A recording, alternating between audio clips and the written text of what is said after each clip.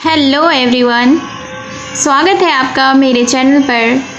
तो सबसे पहले अगर आप इस चैनल पर न्यू हैं तो मेरे चैनल को सब्सक्राइब कर लीजिए और जो बेल का आइकन दिख रहा है उसे भी प्रेस कर दीजिए ताकि मेरी आने वाली वीडियोस का नोटिफिकेशन आप तक पहुंच जाए।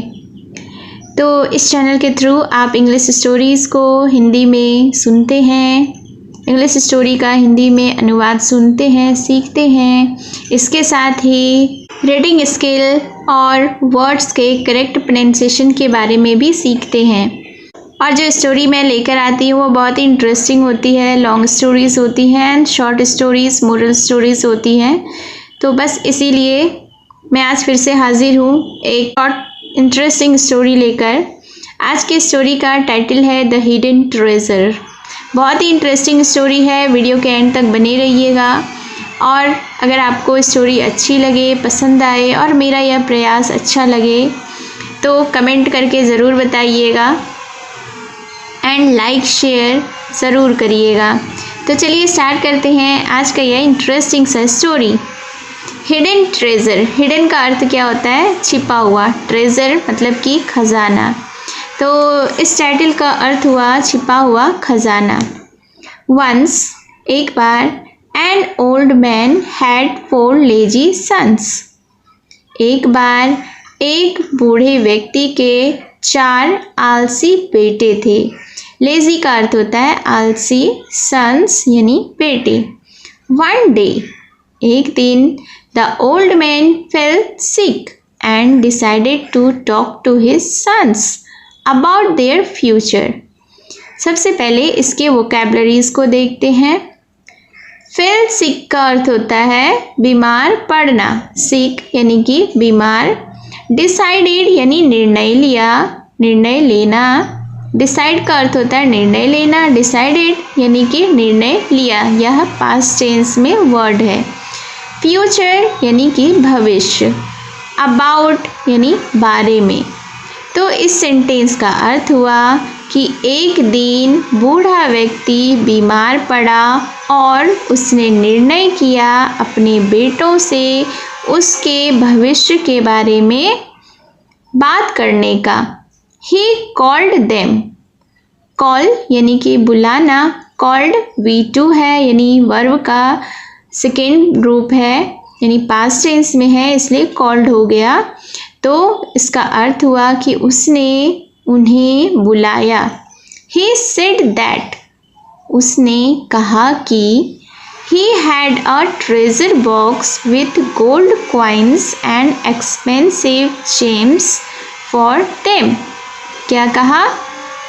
उसने कहा कि उसके पास एक ट्रेजर बॉक्स यानी खजाने का बक्सा था विथ गोल्ड कॉइन्स, जिसमें कि सोने के सिक्के थे, एंड एक्सपेंसिव जेम्स। एक्सपेंसिव का अर्थ होता है महंगा, जेम्स का अर्थ होता है रत्न। तो और क्या था? महंगे रत्न थे फॉर देम यानी उनके लिए, बेटों के लिए। तो इस सेंटेंस को हम लोग फिर से एक बार देखते हैं कि उसने कहा कि उनके पास एक ट्रेजर बॉक्स, एक खजाने का बक्सा था जिसमें कि सोने के सिक्के और महंगे रत्न थे अपने बेटों के लिए। The old man replied. Old man ने, बूढ़े व्यक्ति ने जवाब दिया यानी आगे कहा, the treasure box is buried in our land. Buried का अर्थ होता है दफनाना, दफनाया गया। बरी मतलब दफनाना, बरीड यानी दफनाया गया। लैंड का अर्थ होता है ज़मीन।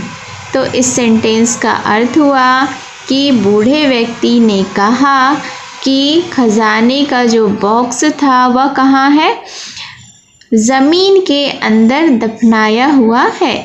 आफ्टर अ फ्यू डेज, कुछ दिनों के बाद, द ओल्ड मैन डाइड। बूढ़ा व्यक्ति मर गया। The sons decided to dig the land to find the treasure box. अब बेटों ने निर्णय लिया क्या करने का? डिग द लैंड। डिग का अर्थ होता है खोदना, लैंड यानी कि ज़मीन। तो ज़मीन खोदने का बेटों ने निर्णय किया। To find the treasure box, क्यों खोदना चाहा? खजाने के बक्से को पाने के लिए। They worked very hard and dug their land. Worked यानी काम किया, very hard यानी कठिन काम या कठिन परिश्रम। तो उन्होंने कठिन परिश्रम किया, कठिन काम किया उनके ज़मीन को खोदने के लिए। But they could not find any treasure box in the land. लेकिन उन्हें कोई भी खजाने का बक्सा उनके ज़मीन में नहीं मिला। फाइनली यानी अंत में they decided to dug a spot but got nothing but water. Finally क्या हुआ अंत में कि उन्होंने निर्णय किया एक स्थान को खोदने का, यानी एक पार्टिकुलर स्थान, एक खास स्थान को खोदने का उन्होंने निर्णय किया।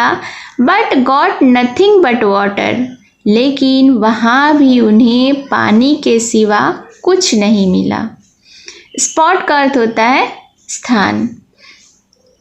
अ passerby who noticed the land and the water talked to the sons about farming. सबसे पहले इसके वोकैबलरीज को देखते हैं। पासरबाई का अर्थ होता है राहगीर और फार्मिंग का अर्थ होता है खेती।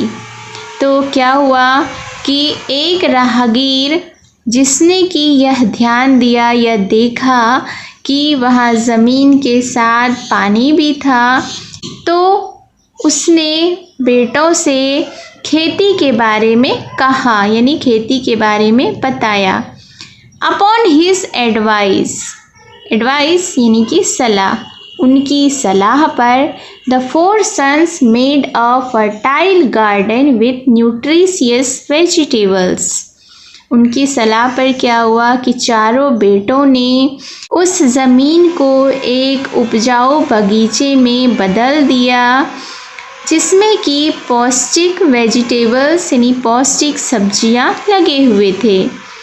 फर्टाइल का अर्थ होता है उपजाऊ, गार्डन यानी कि बगीचा, न्यूट्रिशियस का अर्थ होता है पौष्टिक, वेजिटेबल्स यानी कि सब्जियां। The four sons sold the vegetables at a good price and earned a good amount of money. Good amount of money यानी काफ़ी अच्छी रकम। तो इस सेंटेंस का अर्थ हुआ कि चारों बेटों ने सब्जियों को क्या किया? सोल्ड किया यानी बेचा। एट अ गुड प्राइस यानी एक अच्छे दाम में बेचा और अर्न किया यानी कमाया काफ़ी अच्छी रकम को। So this was the story. I hope you have enjoyed the story. आपको ये स्टोरी कैसी लगी कमेंट बॉक्स में ज़रूर बताएं। तो मिलती हूँ मैं फिर से एक इंटरेस्टिंग स्टोरी के साथ। Till then take care and bye bye.